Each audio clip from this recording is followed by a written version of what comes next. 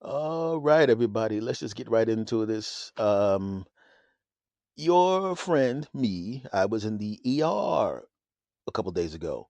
I'm gonna be cool, but let me put it to you this way. Going into the ER, even if you think you're pretty much gonna be cool, is one of the most frightening experiences in the world. It really is. It's very, very terrifying because you don't know exactly what's going to happen. Because even if you go in there for something like, you're coughing too much, you cut something, in the back of your mind, you're going, they could find something else while I'm here, and I don't like it. I don't like it at all. Now I'll tell you why I was there, and as it turns out, like I said, I'm going to be cool. Um, every guy has three things, right? There's one thing, and then there's two things under the one thing, and one of the two things under the one thing was swollen when I woke up. And that's not good, right? So I'm trying to figure out whether I'm going to go to the regular doctor, my regular doctor who's not that far from me, and try to get a walk in and all that kind of thing. But I also know what it's like to try to get a walk in at a doctor's office. That is, you're literally going to be sitting there until everybody else who has an appointment goes through their appointment, and that can take all day. You're literally going all day. But if you go to the ER, that could also be all day because I did the episode, I think, of this podcast, if I remember correctly, about being in an ER for 11 hours, which is true. And I'm going, I don't want to be in there for no 11 hours. I don't think even the walk in place is going to keep me there for 11 hours. But I also know that one of my two things under my one thing was swollen, and I don't like that.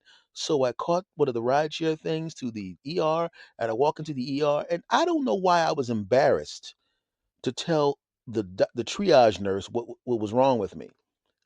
Am I really? It was only for like a fraction of a second because I was like, "Well, what's wrong with you, sir?" Well, and I looked around and I went, "Wait a minute, I'm in the doctor's office. This is exactly where you discuss things like this." And I said, "Well," and I said exactly what it was. I didn't say it as subtly as I did in this podcast, but I told her. She goes, "Okay, cool, cool." She does a little checking and things, and we go in the back. And I'm sitting there and I'm going, "Oh man, this better not be." And the doctor comes in and he goes, we're going to do, S. Anthony, is we're going to give you some, we're going to get some blood work from you, and then what we're going to do is we're going to do an ultrasound of your two things under your one thing." And I went, "Ultrasound? Yes, we're going to have the ultrasound of the two things under the one thing." And I'm going, man, this is the first time I've had anything under that from the waist down ultrasound, but here we go, right?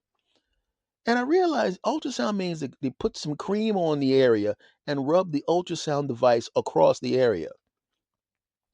And even though I'm in a doctor's office, I don't know why I'm uncomfortable with this because my doctor has grabbed my two things under the one thing and gone cough about 16 quadrillion times over my lifetime. But for some reason, somebody putting gel on that stuff and rubbing the ultrasound device across from them makes me uncomfortable. Why? Because usually, outside of my doctor, if a lady comes into contact with that area, I know exactly what the physical response is going to be.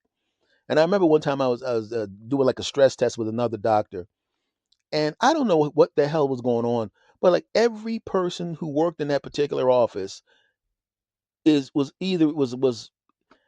How do you find women that are that model pretty?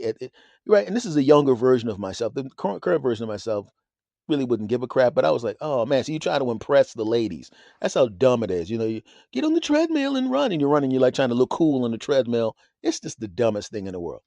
Back to the regular thing.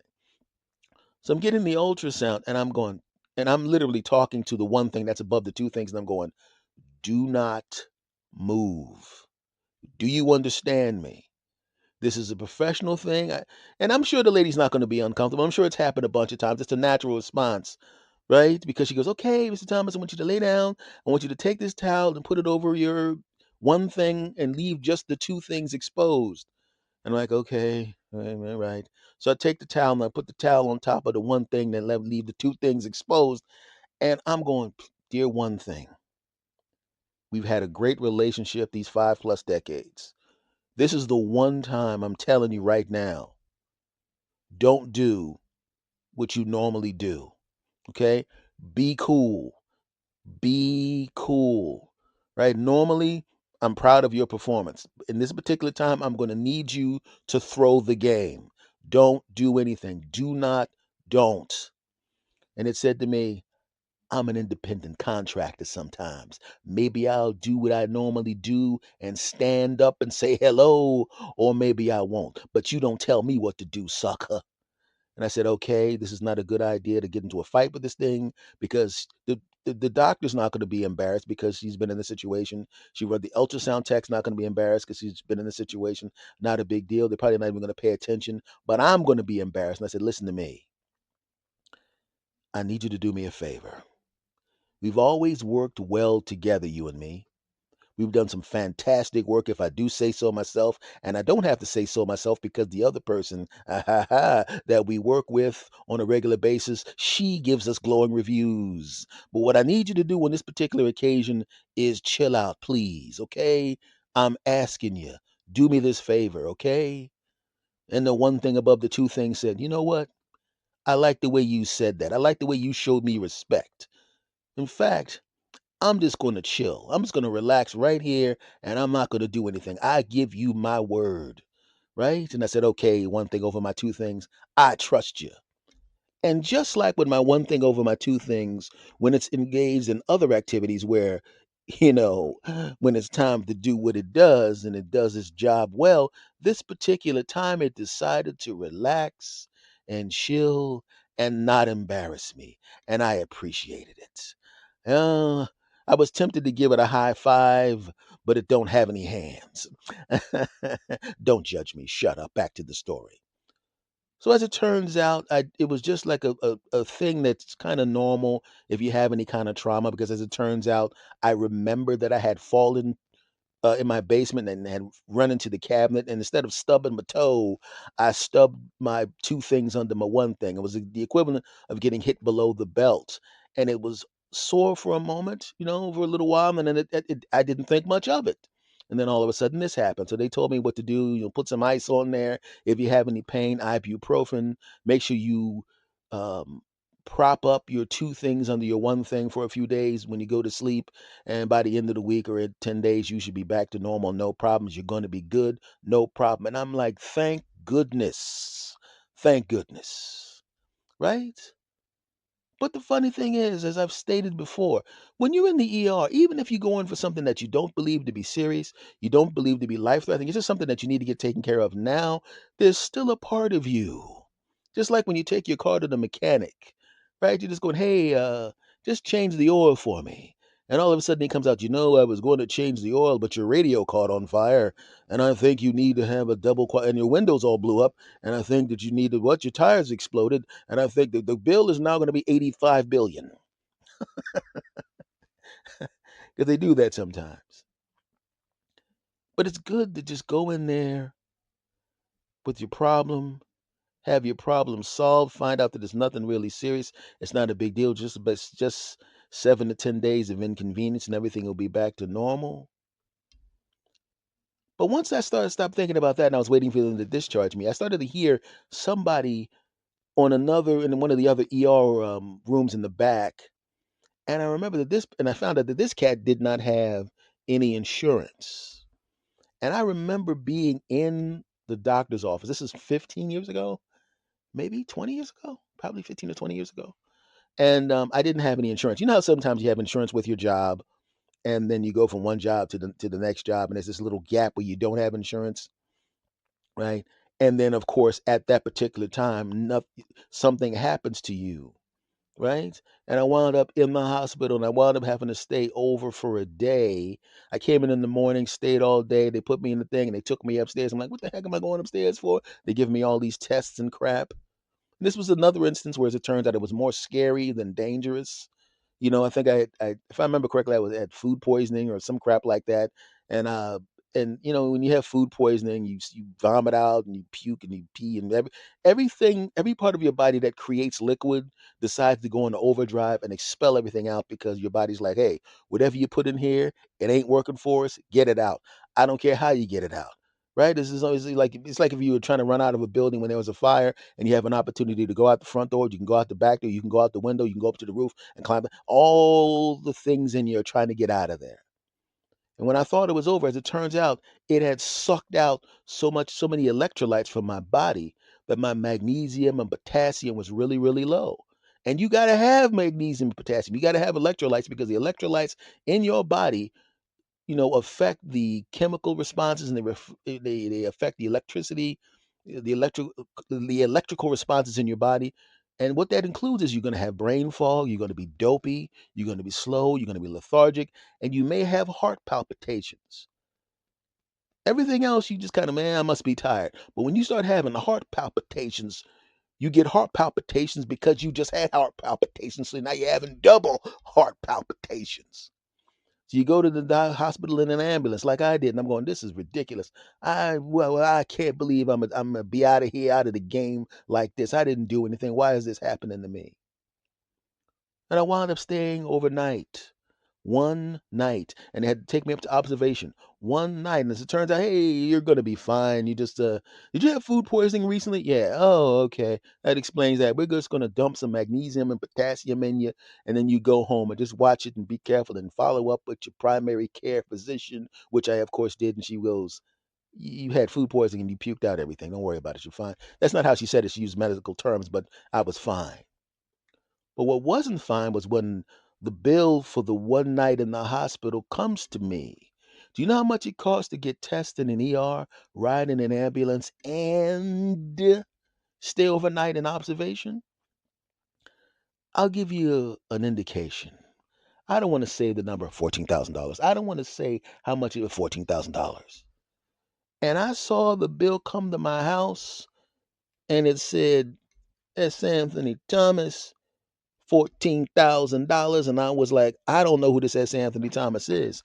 He doesn't live here, which is kind of dumb to say to an envelope. That's the kind of thing you would say on the phone. Don't judge me. Shut up. Back to the story. And it was one of the scariest things in the world. And as it turns out, the insurance that came next actually took place right before I went to the doctor's office. So the insurance actually covered that. Thank goodness. I don't have like the best insurance, but I have like, it's all right. You know what I'm saying? And fortunately, it covered this because it was an emergency. But what if I didn't have it?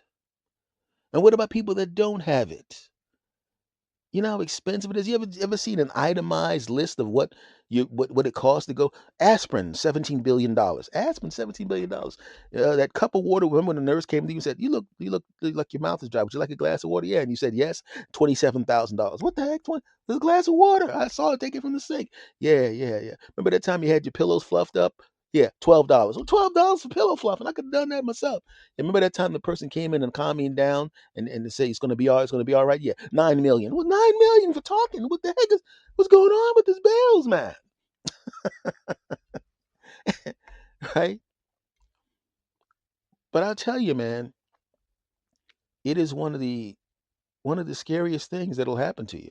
Even if you, like I said, even if you go in thinking that there's nothing wrong, even if you go into the emergency room and you're going, well, I'm not really thinking I'm going to croak or anything like that, but this is definitely something that needs to be handled.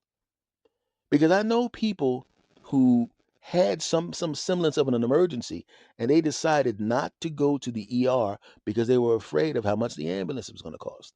They were afraid how much it was going to cost to go to the doctor. They were afraid to get that big giant bill, right?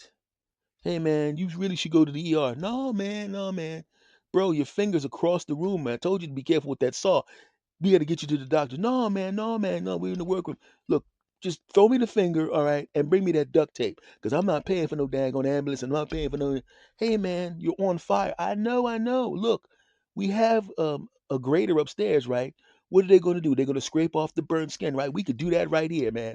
We could do that right here to scrape off the. Yeah! Okay, I'm going to need some of that Jack Daniels, then go back to scraping. Huh?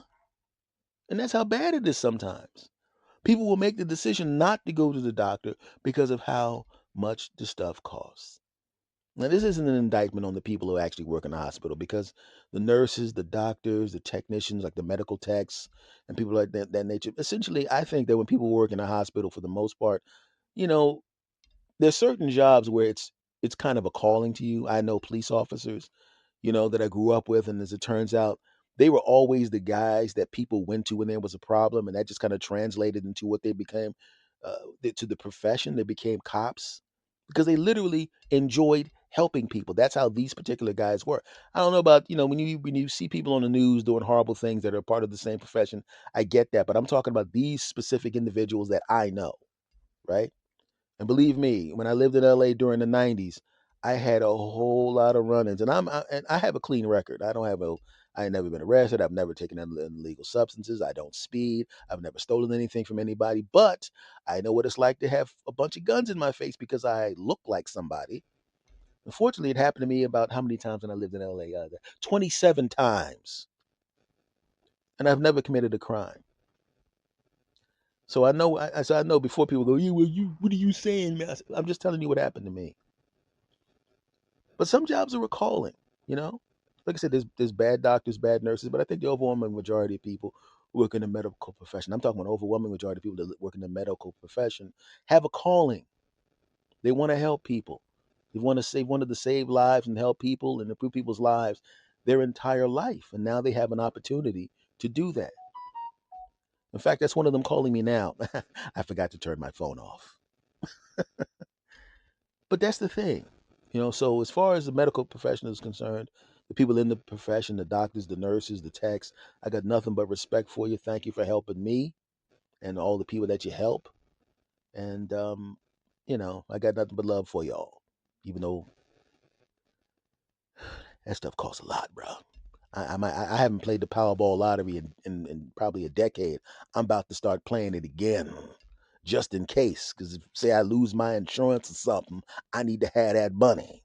So what I'm gonna do now is I'm gonna wrap myself in bubble wrap so I don't bump so I don't bump into anything. I wound up having my two things under my one thing getting swollen because they ran into the damn metal cabinet in my basement again. In fact, I'm gonna go out there right now and I'm gonna kick that cabinet with my foot. And then I'm gonna wind up in the hospital with a foot that's swollen. That's not good. I'm just gonna stay out in my basement. So basically, just take care of yourselves out there. Okay, just make sure that you don't trip and hit your two things under your one thing into a metal cabinet because you're going to wind up like me, complaining about it on your really, really, really cool podcast in front of the best listeners in the world. Take care of yourselves, everybody, and I will see you again next week. S. Anthony out.